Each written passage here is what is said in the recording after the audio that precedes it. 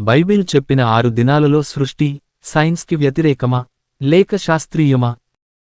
ప్రియమైన దేవుని పిల్లలకు మన ప్రభువైన యేసుక్రీస్తు వారి పుణ్యనామమున వందనాలు. దాదాపు బైబిల్ వ్రాయబడినప్పటి నుంచి నేటి వరకు శాస్త్రవేత్తలుగాని, బైబిల్ని నమ్మని అన్యులుగాని, మరియు అసలు దేవుడే లేడు అంటున్న హేతువాదులుగాని పూర్తిగా వ్యతిరేకిస్తున్న అంశం ఈ 6 దినాల సృష్టి. మరి 6 దినాల సృష్టి సైన్స్ ప్రకారం నిజంగా జరిగిందా లేదా బైబిల్ తప్పుగా వ్రాయబడిందా? మరి పరిశుద్ధ గ్రంథం నుంచి అలాగే సైన్స్ నుంచి ఈ విషయాన్ని 2 కోణాలలో పరిశీలించే ప్రయత్నం చేద్దాం. మొదటగా బైబిల్లో 6 దినాల సృష్టిలో ఒక్కొక్క రోజులు ఏవేవి ఏర్పడ్డాయో చూసే ప్రయత్నం చేద్దాం. మొదటి రోజు ఆదికాండము 1వ అధ్యాయము 3, 4, 5 వచనాలు. దేవుడు వెలుగు కమ్మని పలుకగా వెలుగు కలిగెను. వెలుగు మంచిదైనట్టు దేవుడు చూచెను. దేవుడు వెలుగును చీకటిని వేరుపరచెను. దేవుడు వెలుగునకు పగలనియు చీకటికి రాత్రి అనియు పేరు పెట్టెను. అస్తమయమును ఉదయమును కలుగగా ఒక దినమాయెను. మొదటి రోజున దేవుడు వెలుగును సృష్టించాడు.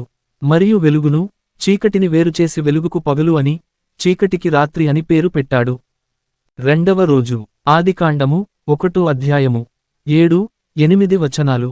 దేవుడు ఆ విశాలము చేసి విశాలము క్రింది జలములను విశాలము మీది జలములను వేరుపరపగా ఆ ప్రకారమాయెను.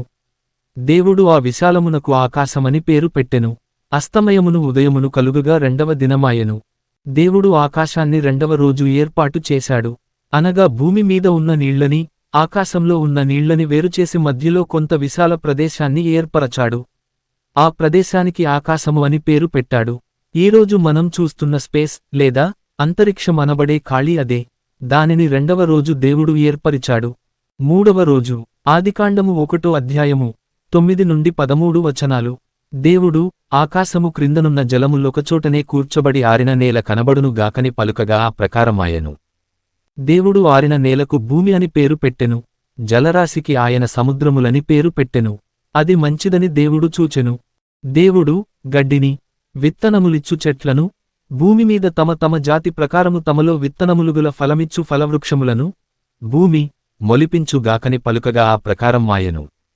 భూమి గడ్డిని తమ తమ జాతి ప్రకారము విత్తనములిచ్చు చెట్లను తమ తమ జాతి ప్రకారము తమలో విత్తనములుగుల ఫలవృక్షములను మొలిపింపగా అది మంచిదని దేవుడు చూచెను. అస్తమయమును ఉదయమును కలుగగా 3వ దినమాయెను. మొదట్లో భూమి అంతా నీటితో నిండి ఉండేది. నేల అనేది ఎక్కడా పైకి కనిపించలేదు. అలా పూర్తిగా నీటితో నిండిపోయిన భూమి మీద ఉన్న నీరంతా సముద్రాలలాగా ఏర్పడి ఆరిన నేల అనగా ఇప్పుడు మనం చూస్తున్న ఖండాలను దేవుడు 3వ రోజున చేశాడు. అంతేకాక ఆరిన నేల మీద పచ్చని మొక్కలను చెట్లను 3వ రోజున దేవుడు మొలిపించాడు. 4వ రోజు ఆదికాండము 1వ అధ్యాయము 16 నుండి 19 వచనాలు. దేవుడు ఆ 2 గొప్ప జ్యోతులను అనగా పగటిని ఏలుటకు పెద్ద జ్యోతిని రాత్రిని ఏలుటకు చిన్న జ్యోతిని నక్షత్రములను చేసెను. భూమి మీద వెలుగిచ్చుటకును పగటిని రాత్రిని ఏలుటకును వెలుగును చీకటిని వేరుపరచుటకును దేవుడు ఆకాశ విశాలమందు వాటినుంచెను. అది మంచిదని దేవుడు చూచెను. అస్తమయమును ఉదయమును కలుగగా 4వ దినమాయెను.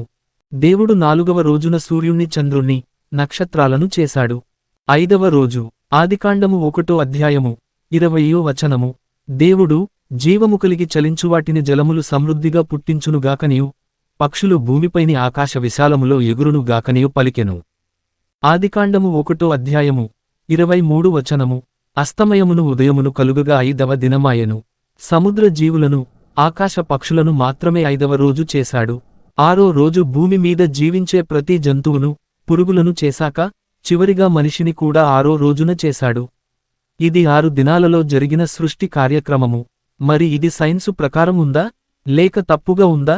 రేపటి నుంచి ప్రభువు చిత్తమైతే పరిశీలిద్దాం. ఆమెన్.